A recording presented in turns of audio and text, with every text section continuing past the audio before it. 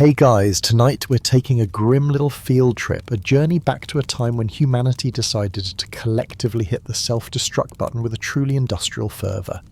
Forget the sepia-toned photos of gallant lads with jaunty caps, the romanticised notions of noble sacrifice, or the sanitised versions you probably scrolled past in your history textbooks. Tonight, we're stripping away the gloss and diving headfirst into the muck, the blood and the soul-crushing despair of World War I. We're going to explore in excruciating detail precisely why your cushy 21st century self with your allergy meds and your ergonomic desk chairs wouldn't last 5 minutes in the trenches of the Great War. You think you're tough? You think you could handle it? Buddy, you're about to find out how wrong you are. So, before we plunge into this historical abyss, do me a solid, hit that like button, subscribe if you haven't already, and drop a comment telling me where you're tuning in from. Now, dim the lights, maybe grab a stiff drink, and prepare for a reality check so brutal it'll make your toughest Monday feel like a spa day. Let's dig in. Alright, so picture this, if you will, you're standing there in the summer of 1914. The air crackles with an almost electric excitement, a fever pitch of nationalistic fervour that's as intoxicating as it is terrifying. The newspapers, those relentless cheerleaders for conflict, are screaming about duty, about glory, about a war that will be over by Christmas. You're probably young, full of piss and vinegar, maybe barely out of your teens, with a future that up until now seemed a neatly drawn blueprint of predictable milestones.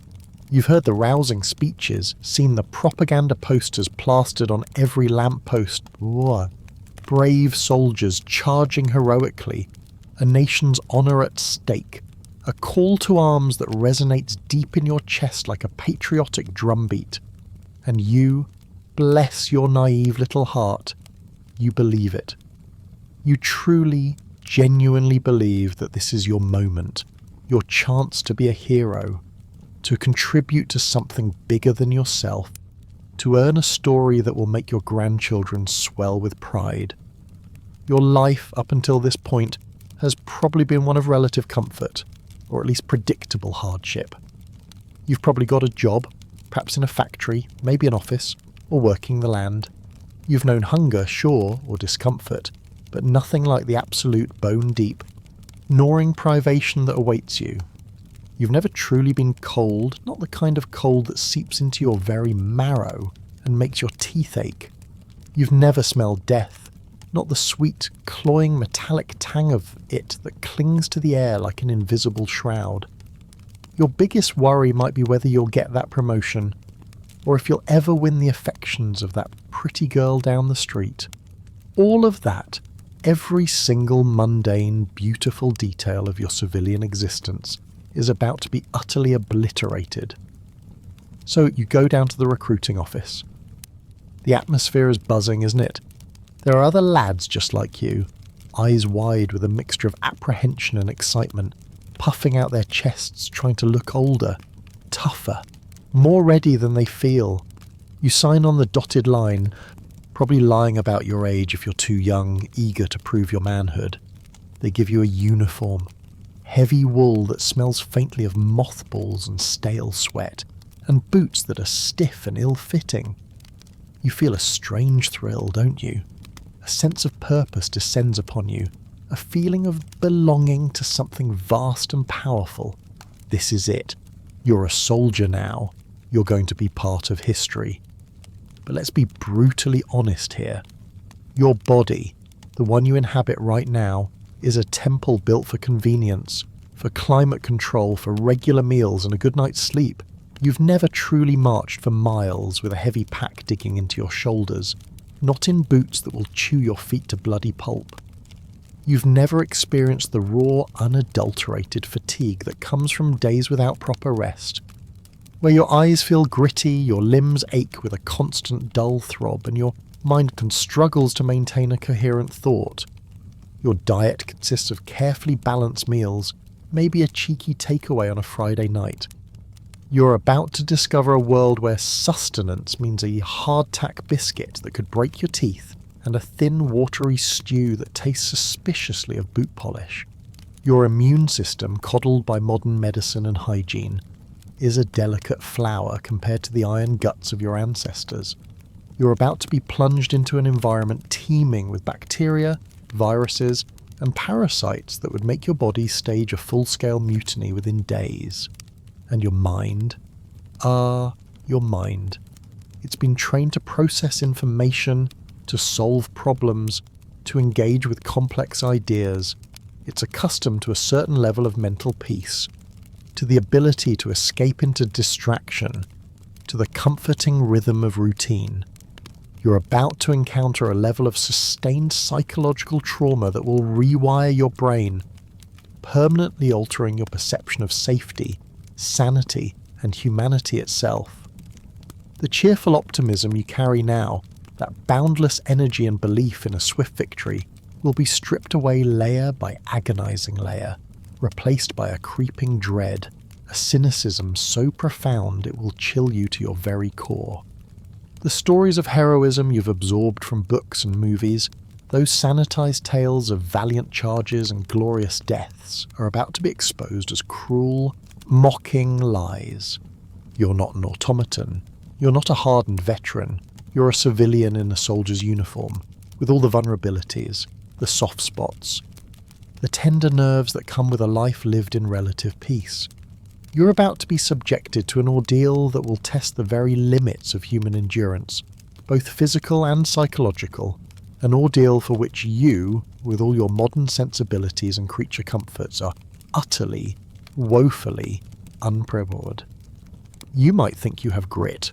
You might believe you possess an inner strength capable of conquering anything, but that grit hasn't been forged in the crucible of continuous bombardment, the relentless grind of trench warfare, or the soul-searing sight of your comrades being torn apart beside you. Your inner strength hasn't yet been tested by the constant agonizing question of whether the next breath you take will be your last.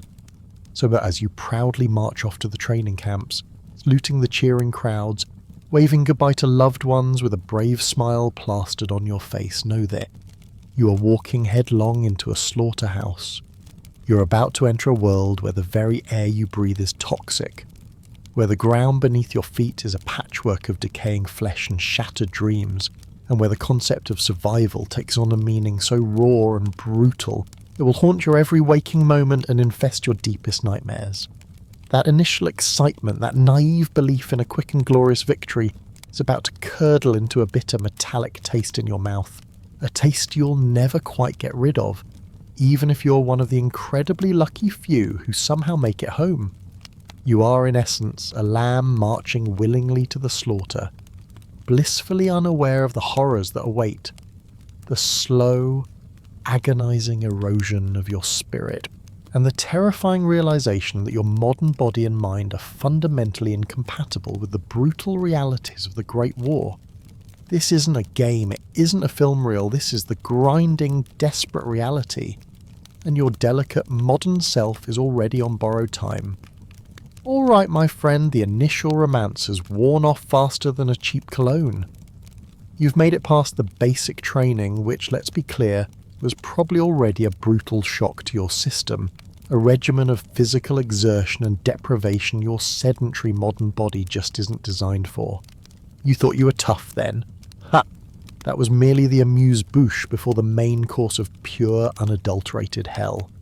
Now, you've arrived. You're standing at the edge of what's known, with a chilling understatement, as the Western Front. And your new home, your spiritual landlord for the foreseeable future, is the trench. Imagine, if you can, descending into a ditch. Not just any ditch, but a labyrinthine, zigzagging scar carved into the earth, deep enough to swallow a man whole, stretching for hundreds of miles across the European landscape. The first thing that hits you, even before you fully register the visual horror, is the smell. Oh, the smell. It's an olfactory assault, a multi-layered symphony of disgust that will embed itself into the very fabric of your being. You, accustomed to the subtle fragrances of your morning coffee and the sterile cleanliness of your bathroom, are about to have your nasal passages utterly violated. You're talking about the pungent metallic tang of stale blood, a smell that never quite dissipates. Beneath that, the sickly sweet, cloying odour of decaying flesh, human, horse, rat, a stench that makes your stomach churn and your gorge rise. Then add to that the acrid chemical bite of cordite from constant shellfire, mingling with the damp, earthy smell of disturbed soil, the heavy, sour reek of unwashed bodies, human waste, vomit, and the pervasive, cloying sweetness of gangrene. It's a miasma that clings to your uniform, your skin, your hair, seeping into your very pores, a constant nauseating reminder of where you are and what surrounds you. You'll never truly get rid of it. Not ever. Your eyes, once used to vibrant colours and clean lines, now struggle to make sense of the perpetual gloom. The trenches are rarely straight, designed to prevent a single shell from wiping out an entire section. This means you're living in a series of claustrophobic corridors, walls made of packed earth, sandbags, and sometimes the makeshift reinforcement of timber salvaged from blasted trees. Above your head, if you dare to peer over the parapet, is the brutal, scarred landscape of no man's land, a lunar surface of churned earth, razor wire, and the silent, twisted remains of men who tried to cross it. But for now, you're stuck below ground in a world of perpetual twilight lit by the occasional flare from the enemy lines or the flicker of a match. And the mud. Oh God, the mud. You thought you knew mud. You've probably seen some muddy fields, maybe a festival where your boots got stuck. This is different. This isn't just dirt mixed with water. This is a primordial, viscous, sucking, inescapable entity. It's everywhere. It coats your boots, your uniform, your rifle, your hands, your face. It oozes and gurgles underfoot, sometimes reaching your knees, sometimes your waist. It's a mixture of churned earth, human waste, blood, and the liquefied remains of those who've fallen. This isn't just an inconvenience, it's an active enemy. It saps your strength with every step, making movement a Herculean task. It clogs your weapons, renders your equipment useless. And it breeds. It breeds disease, and it breeds the single most ubiquitous, disgusting, and mentally grinding companion you will ever have. The trench rat. You, with your squeamish modern sensibilities, probably flinch at the sight of a house mouse. Now, imagine rats. Not just a few, but hordes of them. Fat, brazen, and utterly fearless. They grow to monstrous sizes, gorging themselves on the plentiful supply of decaying flesh, the fallen, the wounded, the provisions. You'll hear them constantly scurrying through the dark, their claws scratching against the earth, their squeaks and chitters a constant unsettling symphony. They'll run over your feet, your legs, even your face while you're trying to sleep, if you ever manage to sleep. They'll dart into your food, contaminate your meagre rations. And they're not just repulsive, they're carriers. Carriers of disease, of parasites, of nightmares. The sight of a rat gnawing on the face of a fallen comrade, barely distinguishable from the mud, will etch itself into your memory, a grotesque tableau that will haunt your waking hours and poison your attempts at sleep. You'll try to kill them, of course. You'll become adept at it, finding a grim satisfaction in a well-aimed boot or a bayonet thrust. But for every one you kill, 10 more will appear. A ceaseless, unending tide of vermin, a living metaphor for the futility of your struggle against the overwhelming filth. Sleep? That precious commodity you value so highly in your modern life with your memory foam mattress and your blackout curtains, becomes a distant, unattainable luxury. In the trenches, sleep is a broken, fitful thing, snatched in brief, uncomfortable increments. You'll be constantly on edge, listening for the shriek of incoming shells, the crack of a sniper's rifle, the sudden eruption of the machine gun fire, or the dreaded whistle signalling an enemy attack. Even if the immediate front is quiet, there's the constant drip of water, the gnawing of rats, the shouts of orders, the coughs and moans of the sick. You'll curl up in a dugout, a rudimentary shelter carved into the trench wall, often damp, always cramped, never truly dark. Your sleep will be plagued by nightmares, a constant replay of the horrors you've witnessed, a premonition of the ones to come. You'll wake up not refreshed, but more exhausted than before, your body screaming for rest it will not receive, your mind a tangled mess of fear and despair. The cumulative effect of this chronic sleep deprivation will erode your judgment, dull your reactions, and plunge you into a state of perpetual weary stupor. Hygiene? Forget about it. Your daily ritual of a hot shower, fresh clothes, and perhaps a spritz of deodorant? A cruel joke from a forgotten world. In the trenches, washing is a luxury almost unheard of. You'll go weeks, sometimes months, without a proper wash. Your uniform will become a second skin of dirt, sweat, and bodily fluids. Your hair will be matted and greasy. Your skin will be caked with mud, grime, and the festering sores that will inevitably develop. And then there are the lice. Oh, the lice.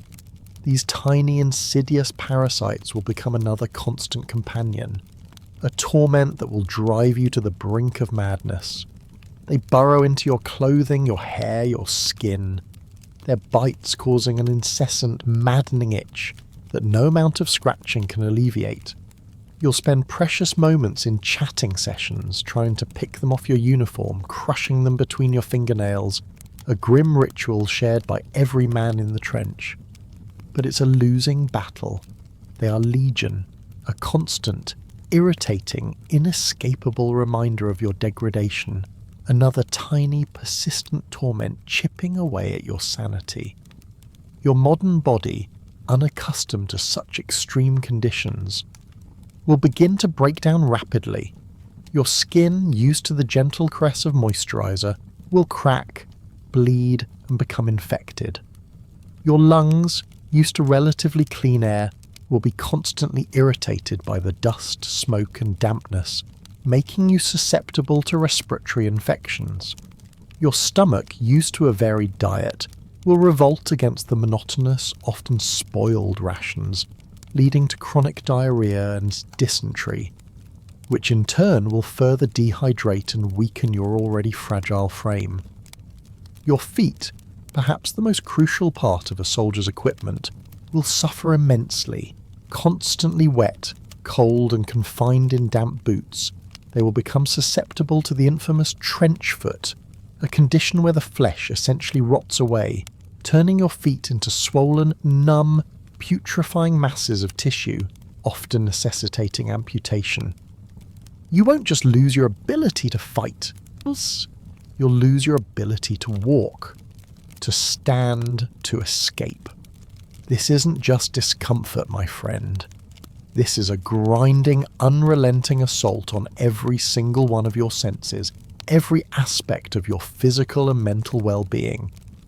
This is a world designed to break you, to wear you down, to strip away every shred of dignity and humanity you once possessed. Your modern constitution, your delicate nervous system, your expectations of even basic hygiene and comfort, all of it will be utterly overwhelmed. You will not adapt. You will simply deteriorate. The trench isn't just a place where you fight. It's a place where you slowly, agonizingly, and inevitably die, piece by piece, long before a bullet or a shell ever finds its mark. This is your new reality, and it is a reality you cannot possibly survive. You've settled, or rather sunk, into the daily routine of trench life, if we can even call it a routine, given the utterly unpredictable nature of death that surrounds you. Forget your modern concepts of psychological safety, of personal space, of moments of quiet reflection. Your mind, that beautifully intricate supercomputer you carry around, is about to be subjected to a sustained, multifaceted assault for which it has absolutely no coping mechanisms. You, with your carefully curated mental health practices, Your therapy appointments, your meditation apps are fundamentally unprepared for the sheer, unadulterated, unceasing terror that will become your new normal. The first and perhaps most insidious aspect is the omnipresent hum of artillery. It's not just an occasional bang, it's a constant guttural rumble that vibrates through the very earth, through your bones, through your teeth. It's the soundtrack to your existence. Sometimes it's a distant menacing growl, a promise of impending doom. Other times it's a deafening earth-shattering roar as shells land terrifyingly close, tearing holes in the earth, showering you with mud, shrapnel, and the dismembered remains of your comrades. Each shell has a distinctive shriek, a whistle, a scream that announces its arrival, giving you just milliseconds to instinctively duck, to cower, to pray. That sound, that high-pitched, rapidly descending whistle, will become the most terrifying sound you will ever hear. It will burrow into your subconscious, a trigger for panic that will stay with you long after the war, if you even make it that far. Your fight or flight response, that primal instinct designed for short bursts of acute danger, will be on overdrive 24/7. Imagine living in a perpetual state of adrenaline-fueled terror. Your heart pounds relentlessly, your breathing is shallow and rapid, your muscles are constantly tensed, you're constantly scanning, constantly listening, every nerve ending screaming, "Danger! Danger! Danger!" This isn't sustainable. Your body is not designed for this. That chronic stress will begin to physically manifest. Insomnia, tremors, uncontrolled muscle spasms, severe headaches, digestive issues that make your already meagre rations impossible to keep down. Your internal systems, designed for balance, will be irrevocably thrown out of whack. Then there's the witness to horrors. You've probably seen violent movies, maybe even gore. You know it's not real. In the trenches, it's all too real and it's happening right next to you, often to people you've just shared a laugh with, or a cigarette. You'll see men blown to pieces, their bodies reduced to unrecognizable pulps of flesh and bone. You'll see limbs torn away, leaving gaping, arterial wounds that gush life onto the mud. You'll see men screaming, begging for their mothers, their eyes wide with incomprehensible terror, slowly bleeding out in front of you because there's no way to reach them in the crossfire. You'll see men choked to death by gas, their faces turning blue, their lungs burning, their last breaths a horrific gurgle. These aren't just images, they're visceral sensory experiences. The smell of the blood, the sound of the screams, the sight of the mangled flesh. It will be burned into your retina, branded into your memory, a permanent scar on your psyche. Your modern, empathetic self will recoil, your mind screaming for a way to unsee, to unhear, to unfeel, but there is no escape. The horrors are constant, repetitive, and deeply personal. The concept of shell shock, what we now understand as post-traumatic stress disorder, PTSD, will become your unwelcome shadow. You'll see it in your comrades and you'll feel it creeping into your own mind. The vacant stares, the uncontrollable shaking, the stammering speech, the inability to concentrate, the sudden violent outbursts, the inexplicable fits of weeping. Your brain, overwhelmed by the continuous trauma, will start to short-circuit. Simple tasks will become impossible.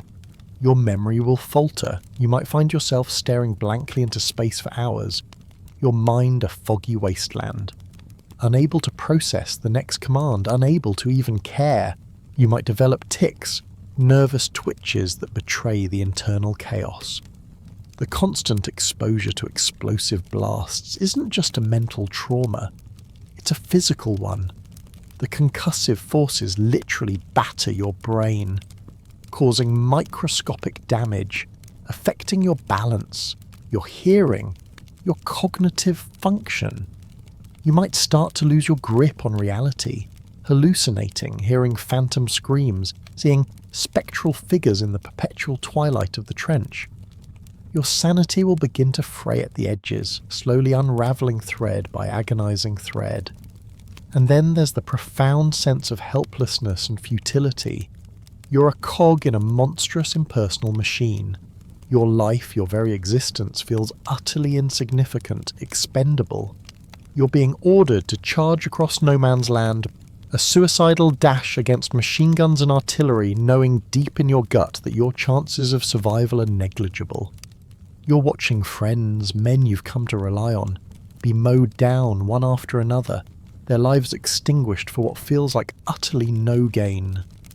The relentless stalemate, the endless grind, the constant horrific casualties for mere yards of conquered, then lost, territory. It will breed a cynicism so deep, so profound, it will poison your soul. You'll question everything, God, country, humanity, the very purpose of your existence. That youthful idealism, that patriotic fervour you arrived with, will be replaced by a crushing, soul-destroying nihilism. Hope, that most precious human commodity, will wither and die, leaving behind only a hollow ache.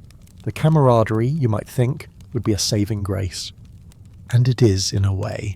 The bonds forged in the trenches are unlike any other, born of shared suffering and the constant proximity to death. These men become your brothers, your family. You rely on them, you trust them with your life. But this intense bond cuts both ways. Witnessing their deaths, their suffering, their gradual deterioration amplifies your own pain tenfold. Each lost friend is a piece of your own soul that's torn away, leaving a fresh wound that never truly heals. The survivor's guilt, the agonizing question of why them and not me, will become another heavy burden your already overloaded mind must bear. You'll become numb, yes, a necessary defense mechanism, but that numbness will also rob you of your capacity for joy, for connection, for the very emotions that make life worth living. You, with your carefully constructed modern identity, your sense of individuality, your belief in your own agency, will be stripped bare. You're no longer you in the meaningful sense. You're a body, a rifle, a pair of eyes staring into the abyss, waiting for the next horror. Your dreams, your aspirations, your very personality will be subsumed by the overwhelming reality of the war. You'll regress, perhaps, to a more primitive state, focused solely on the immediate, on survival, on the next breath. The ability to plan, to anticipate, to think beyond the next hour will disappear. Your modern mind, accustomed to control and predictability, will shatter under the weight of such profound uncertainty and relentless trauma. You will not survive this onslaught with your sanity intact. Your mind, that beautiful, complex instrument, will be irrevocably broken, even if your body somehow manages to stagger out of the trenches, and in many ways that is a fate far, far worse than a quick death. Okay, so you're still clinging on, somehow. Your mind is a frayed wire, your body a collection of aches and infections, but you're still breathing. Congratulations, you've just entered the next level of this macabre game, where the very act of existing is a defiance against a relentless barrage of industrialized death. Forget your action movies, your video game simulations of warfare. Those are sanitized, bloodless fantasies. Here, in the trenches, the weapons are not just tools of combat. They are instruments of absolute, unsparing annihilation, designed to chew through human flesh with horrifying efficiency. And you, my friend, are directly in their crosshairs. Let's talk about artillery, because it's the undisputed king of the battlefield, the ultimate dealer of destruction. You've heard the distant rumble, yes, but now you're feeling its full, terrifying might. Imagine not just one shell, but hundreds, thousands raining down on your position. A continuous, deafening crescendo of explosions that shake the very foundations of the earth. The sound isn't just loud, it's a physical force, a concussive wave that slams into your chest, vibrating through your entire body, rattling your teeth, making your eyeballs feel like they're trying to escape their sockets. The air is thick with the smell of cordite, sulfur, and pulverized earth, a suffocating, choking cloud that fills your lungs. You press yourself against the muddy trench wall, desperately trying to make yourself smaller, less visible. Utterly insignificant in the face of such raw power, each explosion is a miniature apocalypse. Shrapnel, jagged, red-hot pieces of metal from the shell casing, flies indiscriminately, ripping through flesh, splintering bone, turning human beings into grotesque, unrecognizable heaps of viscera. You'll hear the screams of the hit, the sickening thud of bodies collapsing, the frantic calls for medics that often go unanswered. You'll see men disappear in a flash of light and smoke, leaving behind only a crater and a fine red mist. The sheer randomness of it is what truly breaks you. One moment your comrade is laughing, sharing a cigarette. The next he's a headless torso, a mangled mess. There's no aiming, no precision. It's a lottery of death, and you're holding a losing ticket every second of every minute. Your chances of avoiding a direct hit or even a glancing blow from flying debris are infinitesimally small. Even if you're not hit by shrapnel, the pure concussive force can rupture your internal organs, collapse your lungs, or simply cause your brain to hemorrhage. You might look fine on the outside, but inside your body is a pulped mess. Then there are the machine guns. These aren't just firearms, they're meat grinders, capable of spitting out hundreds of rounds a minute, creating a curtain of lead that sweeps across no man's land. When the whistle blows, that dreaded piercing sound, and you're ordered over the top, you'll scramble out of the relative timing of the trench, your heart hammering against your ribs, your legs feeling like lead. You'll immediately be met by the terrifying thump, thump, thump of enemy machine guns, a sound that promises instant, brutal death. The bullets rip through the air, kicking up divots of earth around you, tearing through the men beside you. You'll see your comrades fall, screaming, clutching at gaping wounds, their bodies jerking violently as multiple rounds tear through them. There's no heroics here, just a desperate scramble, a futile sprint against an unstoppable force. Your chances of making it across that pockmarked wasteland, through the tangle of barbed wire, under the relentless hail of bullets, are virtually zero. And even if you make it to the enemy trench, you're often met with fixed bayonets, hand-to-hand combat that is as brutal and primal as anything humanity has ever devised. But perhaps the most insidious, the most terrifying weapon, because it represents an utter violation of the natural order, is poison gas. You've probably seen pictures. Gas masks. You think you'd be fine, right? You'd just put on your mask. Wrong. Imagine standing in the trench and suddenly you see a greenish-yellow cloud, sometimes invisible, drifting slowly but inexorably towards you, propelled by the wind. It's chlorine gas, or later the far deadlier phosgene, or the ultimate nightmare, mustard gas. The order comes, gas, gas, gas, and a wave of panic sweeps through the line. You fumble with your mask, your hands shaking with terror, your lungs already tightening at the thought of what's coming. The early masks are often crude, ill-fitting, or damaged. Many men die simply because their mask fails, or they can't get it on in time. If you inhale chlorine gas, it's like your lungs are being seared from the inside out. You'll cough uncontrollably, violent, expel the burning acidic fumes. But it's no use. Your airways will constrict, your lungs will fill with fluid, turning your very breath into a gurgling, drowning sensation. Your eyes will burn, stream with tears, and you'll be temporarily, if not permanently, blinded. Your skin will blister, you'll fight for air, your body convulsing, your face turning as ghastly blue as you suffocate slowly and agonizingly. If you survive the immediate effects, you'll be left with permanent lung damage, a hacking cough, and the constant fear of another attack. Mustard gas is even worse. It's insidious because it's almost odorless and acts slowly. You might not even know you've been exposed until hours later. It burns any exposed skin, creating horrific blisters that resemble severe burns. It attacks your eyes, causing agonizing pain and temporary or permanent blindness. But its most devastating effect is on your respiratory system. It strips the lining of your lungs and airways, causing them to bleed and swell. You'll cough up black and yellow fluid, the lining of your own respiratory tract. You'll feel like you're breathing through broken glass, every breath an agony, until your lungs simply fill with fluid and you drown in your own secretions. Even if you don't die, the suffering is immense, and the long-term health consequences are devastating. Your modern respiratory system, adapted to clean, filtered air, has absolutely no defense against such an assault.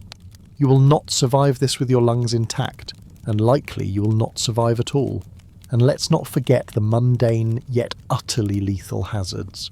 Snipers, patiently waiting for a careless movement, a head exposed for just a second too long, trench mortars lobbing explosive shells with a terrifying accuracy, often catching you unawares, flamethrowers spewing a terrifying torrent of liquid fire, turning men into screaming charred effigies, hand grenades, crude but effective, showering you with fragments in the confined spaces of the trench, the ingenious, often barbaric use of booby traps, tripwires connected to explosives, buried sharpened stakes, even gas canisters rigged to detonate. Every step you take, every corner you turn, every moment of your waking existence is fraught with peril. Your modern body, accustomed to safety regulations, to warning labels, to an environment designed to minimize harm, is unprepared for this relentless gauntlet of death. Your reflexes, your instincts, your very capacity for survival are simply not calibrated for a world where every single element, from the air you breathe to the ground you walk on, is actively trying to kill you. The romanticized idea of a quick, honorable death in battle? A cruel lie. Here, death is often slow, agonizing, disfiguring, and utterly undignified. You will watch your own flesh being torn, burned, suffocated, and you will understand with chilling clarity that the technology of destruction has far outpaced humanity's capacity to endure. You're not just fighting an enemy, you are fighting the very concept of survival, and you are losing. So you've endured the stench, the mud, the rats, the psychological torment, and the terrifying symphony of artillery and machine gun fire. Against all odds, you're still standing, a shell of your former self, perhaps, but your heart still beats.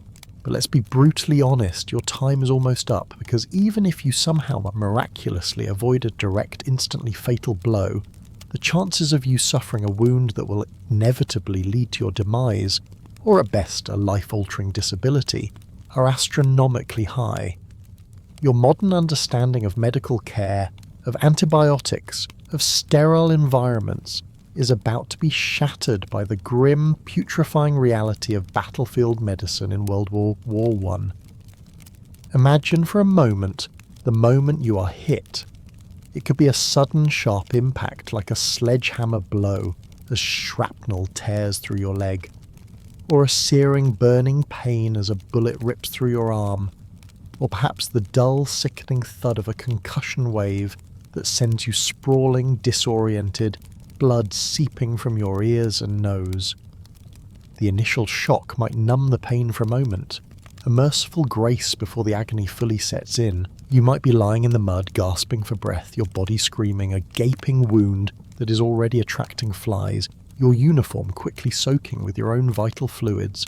Your first thought, your desperate primal instinct, is to get help. But help is a luxury, my friend. And often it's far away or simply unreachable. You might be in no man's land, pinned down by enemy fire, unable to move without another bullet. You might be in a collapsed trench, buried under tons of earth, slowly suffocating. Even if a stretcher bearer can reach you, often under heavy fire themselves, the journey to the regimental aid post, RAP, is a nightmare. You're jostled and bumped over uneven ground, the pain intensifying with every movement. You might have to wait for hours or even days, bleeding out slowly, exposed to the elements, your wound becoming a festering feast for bacteria. Once you finally arrive at the RAP, often a dugout or a tent barely behind the front lines, you're in for another shock. Forget the gleaming, sterile operating theatres of your world. Here, it's a scene of organised chaos and grim necessity. The air is thick with the smell of blood, antiseptic and unwashed bodies. You'll see men groaning, screaming, some already dead, others just barely clinging to life. Their wounds horrific beyond anything you've ever imagined. A doctor, perhaps just a young man himself, exhausted and overwhelmed, with bloodshot eyes and hands stained with the lives he's tried to save, will glance at you. There are no fancy diagnostic tools, no X-rays, no MRI machines. It's a quick visual assessment, a grim triage. Are you likely to survive? Can you be patched up quickly? Or are you a lost cause, relegated to a corner to die with as much dignity as the situation allows? The biggest enemy after the initial wound is infection. Your wound, already contaminated by the mud, the bacteria, the decaying matter of the trenches, is a perfect breeding ground. The doctor, working with limited supplies, often in poor light, will try to clean it, but complete sterilisation is a fantasy. They'll likely probe the wound with unsterilised fingers or instruments, trying to remove shrapnel or bullet fragments, often causing more damage and pushing deeper into your flesh the very contaminants they are trying to remove. Your modern body, which relies on antibiotics to fight even minor infections, has absolutely no defence against the virulent strains of bacteria thriving in this environment. And then comes the pain. Oh, the pain. Morphine is available, but it's scarce and often reserved for the most grievous cases, or those beyond hope. You'll be lucky to get a dose. More likely you'll endure the agonising process of wound cleaning, the digging for fragments, the suturing, all while fully conscious, your screams mingling with the cacophony of suffering around you. The trauma of the wound, combined with the lack of effective pain management, will be an experience that pushes your mind past its breaking point. But the real terror is what happens next. Gangrene.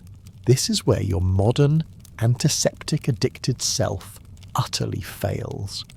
Gangrene, a gruesome form of tissue death caused by a lack of blood supply, or, more commonly in WWE, bacterial infection, often by Clostridium perfringens, causing gas gangrene, will become your grim reaper.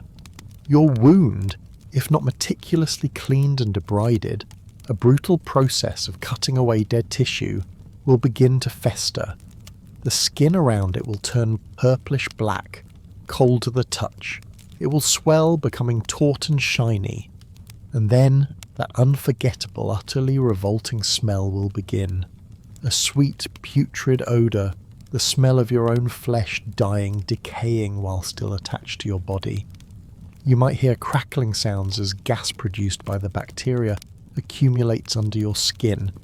The pain will become unbearable, a deep, throbbing agony that spreads up your limb. And the only treatment for gangrene?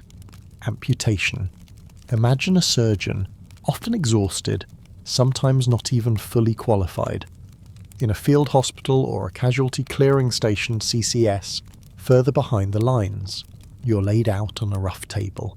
Anaesthetics are crude, if available at all. Chloroform or ether might be administered, but often unevenly, meaning you might drift in and out of consciousness during the procedure, experiencing flashes of the saw cutting through your bone, the searing pain as flesh is severed. The surgeon works quickly, brutally, often with little regard for aesthetics, simply trying to remove the infected limb before the infection spreads and kills you. You'll wake up to a stump, cauterized and bandaged, but often still agonizingly painful, prone to phantom limb sensations, and still highly susceptible to further infection. Your life, as you knew it, your ability to work, to walk, to live independently, will be irrevocably shattered. But even if you survive the amputation, the journey back to Blighty, to England, is a perilous one. You're transported by horse-drawn ambulance, then by train, often in crowded, uncomfortable conditions, your stump throbbing, your body weak from blood loss and infection. Many men die during transit, succumbing to shock, renewed infection, or simply the sheer exhaustion of it all. If you somehow make it to a general hospital back home, you're one of the lucky few. But the struggle isn't over. Long-term care is basic, rehabilitation almost non-existent. You're left to cope with a horrific disfigurement, often a missing limb, permanent scarring, and the pervasive psychological trauma that accompanies such a devastating injury. Your modern body, which has never known such extreme physical insult, which has never had to contend with rampant, untreatable infection, will simply not be able to cope. Your immune system, used to fighting off minor colds, will be utterly overwhelmed by the bacterial onslaught. Your nervous system, used to relative calm, will shatter under the constant agonizing pain. Your belief in medical efficacy, in the power of doctors to heal, will be replaced by a terrifying understanding of human fragility in the face of such brutal realities. You might escape the bullet or the shrapnel, but you will not escape the grim harvest of your wounds, and those wounds, my friend, will eventually claim you, or leave you a shattered remnant of the person you once were. This isn't about dying quickly. It's about a slow, agonizing descent into physical and psychological ruin. You've dodged the shells, survived the gas, perhaps even nursed a gruesome wound back from the brink of gangrene. You might think you're a survivor, a hardened veteran of the physical battlefield. But my friend, you're forgetting the most insidious enemy of all, one that operates gently, relentlessly, and with a ruthlessness that often surpasses any bullet or shrapnel. This is the invisible enemy, disease and pestilence, the microorganisms that will turn your own body into a battleground, eating you from the inside out. Your modern, sanitized existence, your carefully cultivated gut biome, your regular vaccinations, your easy access to clean water and nutritious food, all of it leaves you utterly, catastrophically unprepared for the biological warfare waging within the trenches. Let's start with the basics. Your gut. You, who probably frets over the latest food poisoning outbreak, are about to enter a world where every single sip of water, every morsel of food, every casual contact is a potential vector for debilitating, life-threatening illness. Dysentery, often called the red flux, will become a grim, constant companion. Imagine it, severe, agonizing stomach cramps that double you over, followed by explosive, bloody diarrhea. And not just once or twice, this is a relentless, dehydrating, debilitating assault on your digestive system. You're already weakened by poor nutrition, by constant exposure, by the sheer physical exertion. Now, you're losing vital fluids and electrolytes at an alarming rate. You're forced to relieve yourself wherever you can, often right there in the trench, contributing to the very filth that's making you sick. The smell is abhorrent, the weakness is profound. You can barely stand, let alone fight. This isn't just discomfort. This is a rapid descent into severe dehydration and malnutrition, further weakening your already compromised immune system, making you susceptible to every other pathogen lurking in the mud. Then there's the sheer lack of sanitation. Your modern sensibilities recoil at the thought of communal toilets, let alone none at all. In the trenches, latrines are often just pits dug into the ground, quickly overflowing, attracting swarms of flies that then carry disease directly to your food, your face, your open wounds. Water, when it's available, is often drawn from contaminated sources or stored in unwashed containers. Your mess tin, if you even have one, is rarely properly cleaned. Every hand-to-mouth movement, every shared cigarette, every touch of a communal surface is a game of Russian roulette with virulent bacteria and viruses. Typhoid fever, a bacterial infection spread through contaminated food and water, will stalk the trenches like a silent assassin. You'll suffer from a high fever, headaches, abdominal pain, and a characteristic rash. Left untreated, It can lead to severe complications like intestinal bleeding or perforation, and often death. Your vaccinated self might be safe from some strains, but your unvaccinated, weakened body will be a prime target for this ancient killer. And let's not forget the skin infections. Your skin, remember, is perpetually damp, cold and chafed by ill-fitting clothing and constant immersion in mud. Minor cuts and scrapes, which in your world would be a quick dab of antiseptic and a plaster, become festering sores that refuse to heal. Cellulitis, impetigo, boils, fungal infections. Your skin will be a landscape of open wounds and inflamed tissue, a constant source of pain and an entry point for more serious infections. The ever-present lice don't just cause maddening itching.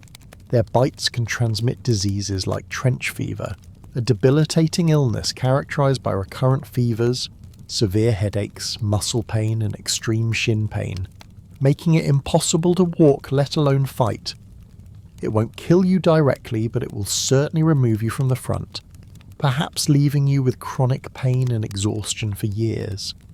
Then there's the spectre of respiratory illnesses.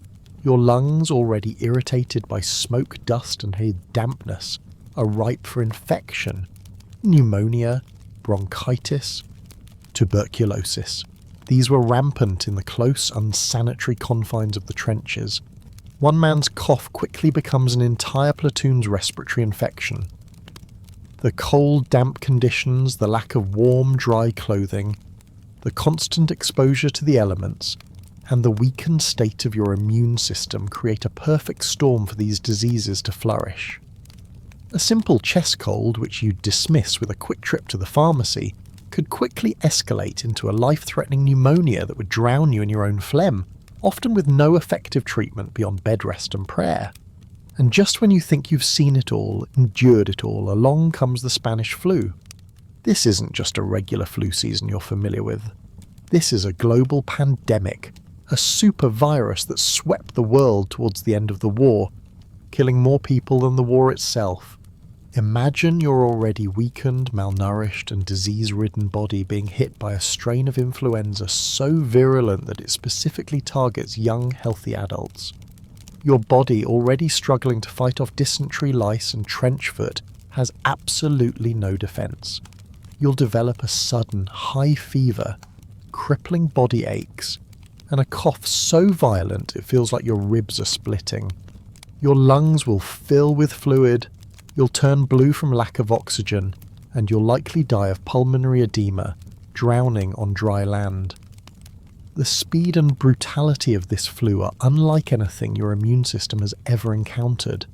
It doesn't discriminate, striking down the strong and the weak alike, and in the crowded, unsanitary conditions of the trenches, it spreads like wildfire, often leaving entire units decimated within days. Your modern body, accustomed to a world where disease is largely controlled, where medical intervention is swift and effective, is utterly tragically outmatched. You will not survive the invisible enemy. The pathogens, the parasites, the viruses, the bacteria, they will find every single weakness, every single vulnerability in your delicate first-century constitution. They will feast on your weakened body, exploit your compromised immune system, and bring you down with a grim, relentless efficiency that even the most powerful artillery piece cannot match. Your demise might not be instantaneous, but it will be a slow, agonizing process, a degradation of your physical being that leaves you utterly helpless, gasping for breath, racked with pain, and utterly alone in your suffering. This isn't a battle you can win, it's a war against nature itself, and nature, my friend, always finds a way to claim its due. Alright, my friend, let's say, by some statistical anomaly, some divine intervention, or perhaps a truly dark and ironic twist of fate, you haven't yet succumbed to the mud, the gas, the bullets, the shell shock, or the myriad diseases that have systematically dismantled every other aspect of your being. You've become a ghost of your former self, a hollowed-out shell, but somehow, miraculously, you've made it to the end of the war. The armistice has been signed. The guns have fallen slunt. You're on your way home. You think you've survived, don't you? Oh, you sweet naive fool. The Great War doesn't let go that easily. Your modern self, built for comfort and mental well-being, is about to discover that survival is a spectrum and you are irrevocably, tragically on the wrong end of it. You step off the troop ship or the train back onto the familiar soil of your homeland. But it's not familiar, is it? The world you left behind is gone, and so is the person who left it. Your senses, once overwhelmed by the smells and sounds of the front, now find the ordinary world almost alien. The silence is deafening, making you jump at every sudden noise. The vibrant colours of peacetime seem too bright, too jarring, after years of muted browns, greys, and the bloody reds of the battlefield. The smells of baking bread, of perfume, of clean laundry, they feel wrong somehow, inadequate compared to the omnipresent stench of death and decay that still clings to your memory, if not your clothes.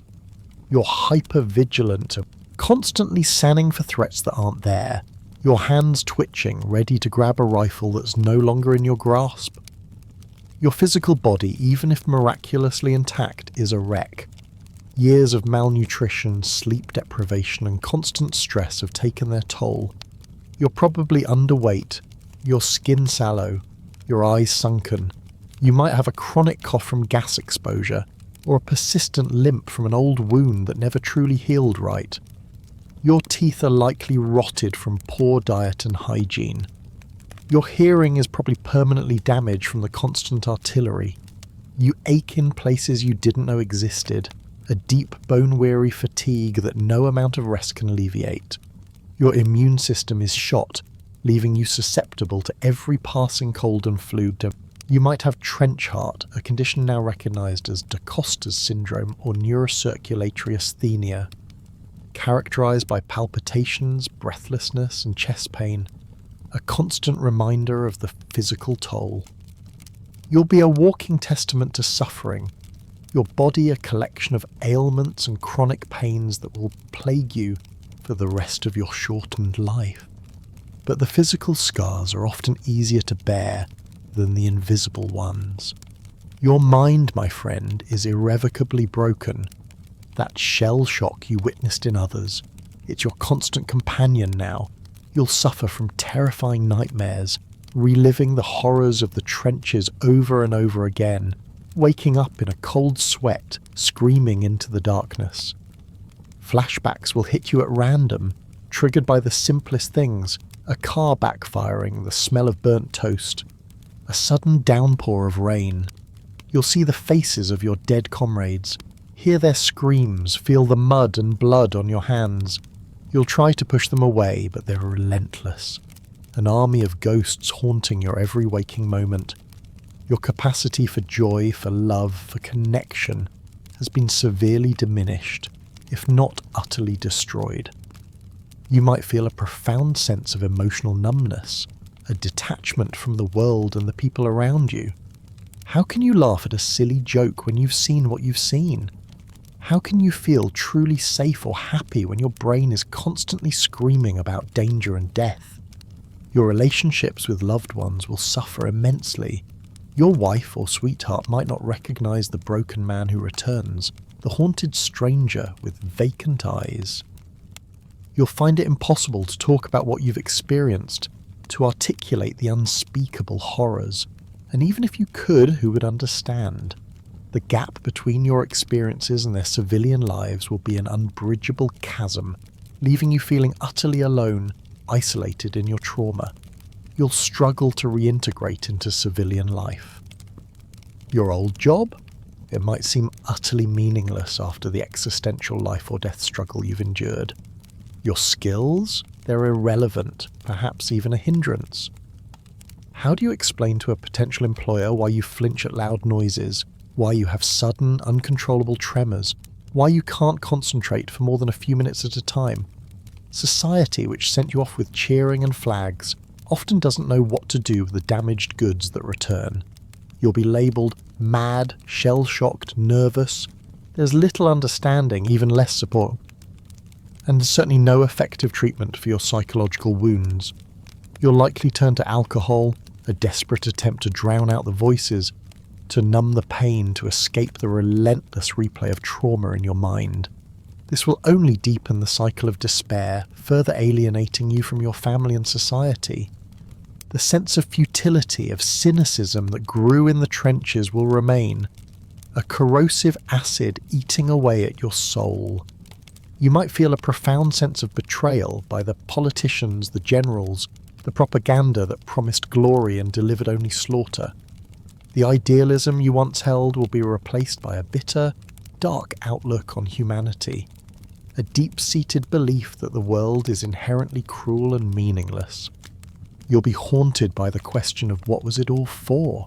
The million dead, the landscape scarred, the lives irrevocably broken. You might be physically alive, yes, but you will not be the you that went to war. That person is dead, buried in the mud of the Western Front.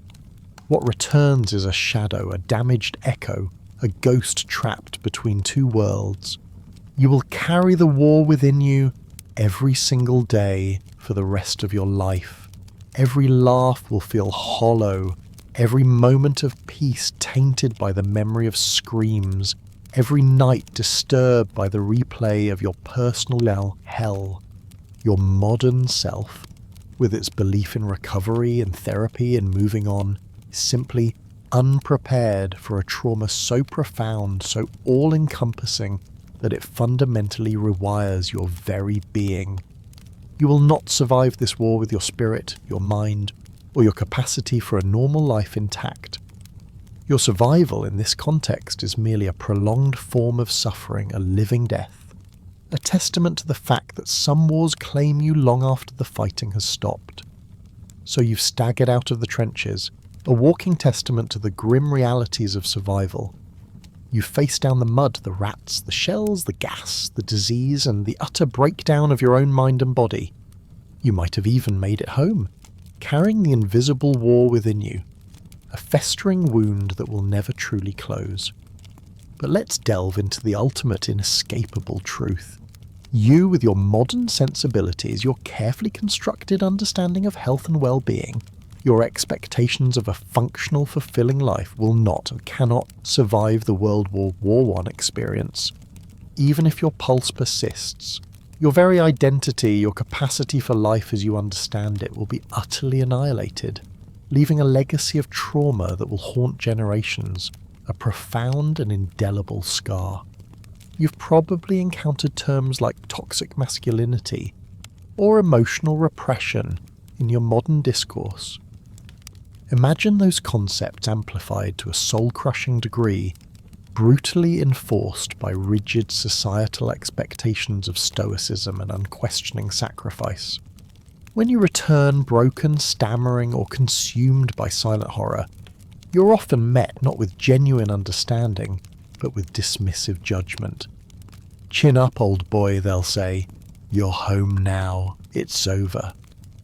As if a switch can be flicked, instantly erasing years of unimaginable terror.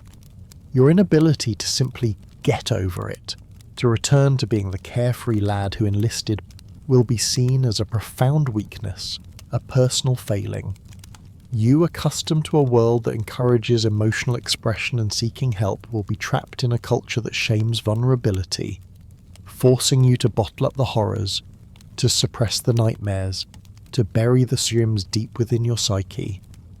This enforced emotional repression will be a slow-acting poison, eating away at your soul, preventing any true healing or recovery.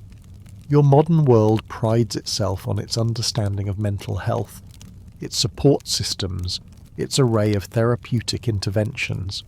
In the wake of WWI, such concepts are rudimentary, misunderstood, or simply non-existent.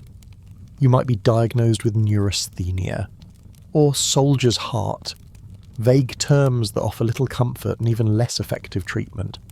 You might be sent to an asylum, a dark, forbidding place where you are often treated with disdain, subjected to barbaric cures like electroshock therapy or solitary confinement, which only deepen your trauma.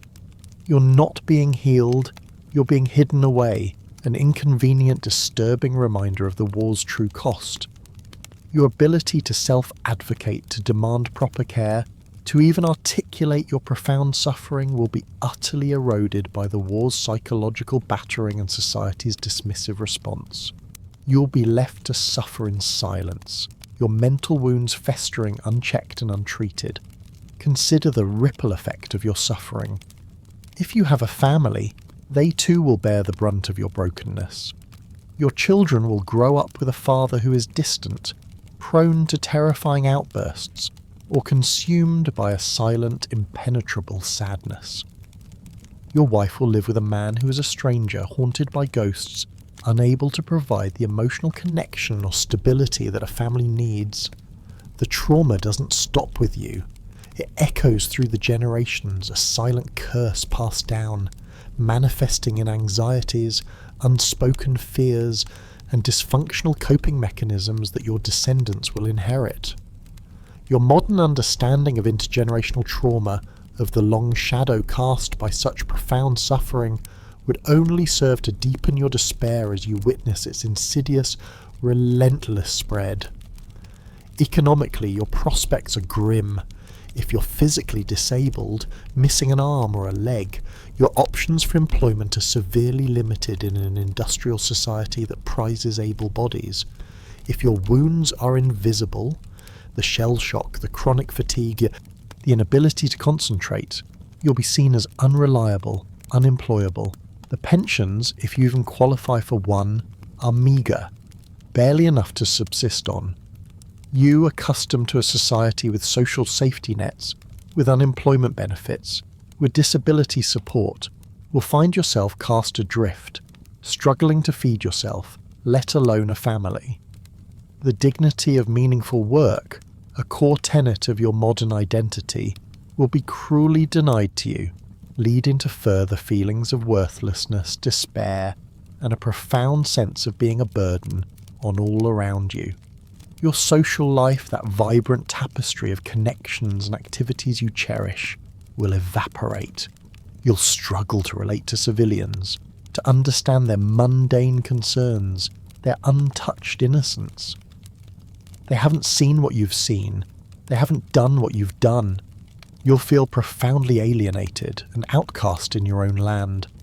The camaraderie of the trenches, that intense bond born of shared suffering, is irreplaceable, leaving you with a profound sense of loneliness, an aching void that no civilian friendship can truly fill. You'll seek out other veterans, perhaps, finding solace in shared silence or knowing glances.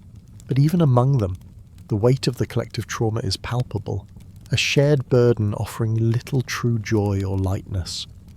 Ultimately, your survival of World War I, with your modern body and mind, is not survival at all.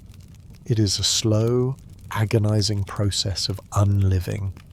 It is the death of your youthful optimism, the shattering of your innocence, the obliteration of your capacity for genuine happiness. It is the permanent scarring of your soul, the irreversible damage to your mind, and the lifelong debilitation of your physical form. You will be alive, yes, but you will not be living. You will be a walking testament to the war's enduring power to destroy. A constant reminder that some experiences are so profoundly catastrophic, so utterly beyond the pale of human endurance, that they leave nothing but wreckage in their wake. Your existence becomes a testament to the war's ultimate triumph over the individual spirit. So as we emerge from this dark journey, consider this. The men who fought and died, or who returned broken, were not so different from you. They had dreams, fears, families, and lives they cherished.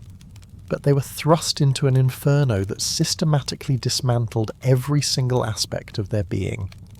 Your modern self, with all its advancements and comforts, is simply too fragile, too unhardened, too psychologically unprepared for such an ordeal.